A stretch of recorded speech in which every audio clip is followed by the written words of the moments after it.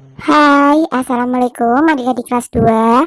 Pada video kali ini kita akan belajar tema 6, subtema 2, pembelajaran 5. Lani memiliki hewan peliharaan. Hewan peliharaan Lani adalah ayam dan kelinci. Lani merawat ayam dan kelincinya dengan baik. Lani dibantu ayah dalam merawat hewan peliharaannya. Ada juga petugas kandang yang bertugas membersihkan kandang. Ayah sering membelikan buku tentang hewan peliharaan. Lani senang membaca buku tentang hewan peliharaan. Lani juga senang membaca buku di perpustakaan sekolah. Apa yang ingin kamu ketahui dari gambar di atas? Buatlah pertanyaan tentang hal-hal yang ingin kamu ketahui dari gambar tersebut. Misalnya, bagaimana cara meminjam buku di perpustakaan? Kemudian tukarkan pertanyaanmu dengan pertanyaan temanmu. Jawablah pertanyaan temanmu. Nah, misalkan saja pertanyaannya, sebutkan salah satu tata tertib di perpustakaan. Teman bisa menjawab, dilarang membawa makanan atau minuman.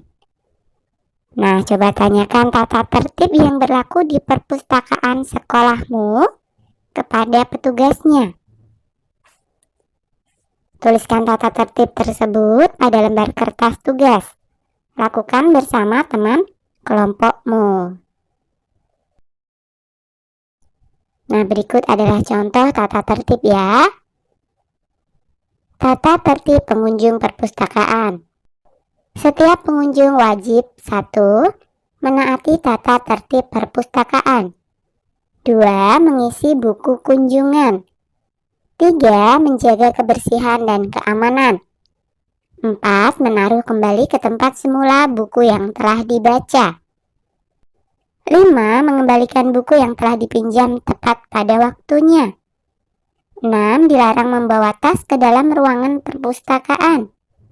7. Dilarang membawa makanan atau minuman. 8. Dilarang membuat gaduh di dalam ruang perpustakaan. 9. Dilarang masuk atau berada di ruang kerja petugas.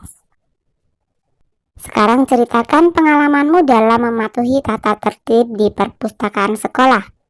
Tuliskan ceritamu itu menggunakan huruf tegak bersambung pada tempat yang tersedia.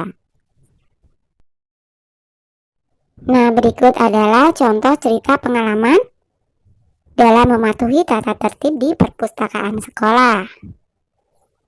Pengalaman saya dalam mematuhi tata tertib perpustakaan sekolah adalah dengan mengembalikan buku yang saya pinjam tepat waktu. Buku yang saya pinjam pun saya jaga baik-baik agar tidak rusak, sobek, terkena air, dan lain sebagainya. Bacalah dengan suara nyaring kalimat di bawah ini. Aku anak yang menaati peraturan di sekolah. Mari membaca teks berikut. Hari ini Lani mendapat tugas bercerita di depan kelas. Lani bercerita tentang hewan peliharaannya. Hampir semua teman Lani memperhatikan. Namun Udin dan Beni mengobrol saat Lani bercerita. Siti dan Dayu pun mengingatkan mereka. Memperhatikan orang yang berbicara di depan kelas adalah tanda kita menghormati orang lain. Nah, terdapat beberapa nama orang pada bacaan di atas. Siapa sajakah nama dalam cerita di atas? Yang pertama adalah Lani.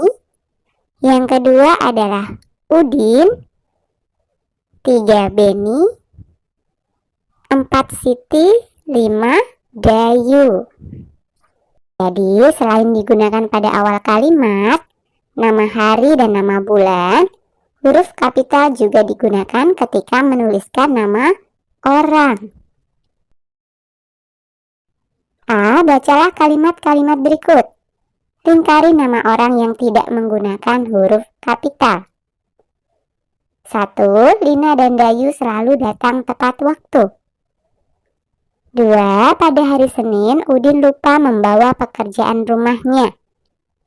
Nah, ini ada nama Udin, tidak menggunakan huruf kapital, jadi kita lingkari ya. 3. Siti, Dayu, dan Lani berdiskusi bersama. Nah, ada nama Dayu dan Lani. Ini juga tidak menggunakan huruf kapital. Jadi keduanya kita lingkari. 4. Beni bersama dengan Udin membaca di depan kelas. Ada nama Udin yang tidak memakai huruf kapital. Kita lingkari. Kemudian kalimat yang kelima, Ibu Tati menulis di papan tulis. Tati seharusnya menggunakan huruf kapital, tapi ini tidak menggunakan huruf kapital. Jadi kita lingkari. B. Susunlah kata-kata berikut menjadi kalimat yang benar. Gunakan huruf kapital pada awal kalimat dan nama orang. Gunakan tanda titik untuk mengakhiri kalimatmu. Gunakan huruf tegak bersambung. Coba perhatikan contohnya. Ada kata membaca, susi, cerita, dan buku. Jika disusun menjadi kalimat yang benar, Susi membaca buku cerita. 1. Ada kata ibu, mengerjakan, Lani, PR, dan kata membantu. Susunan kalimat yang benar adalah ibu membantu Lani mengerjakan PR. 2. Ada kata datang ke sekolah, Udin dan Beni, dan kata tepat waktu.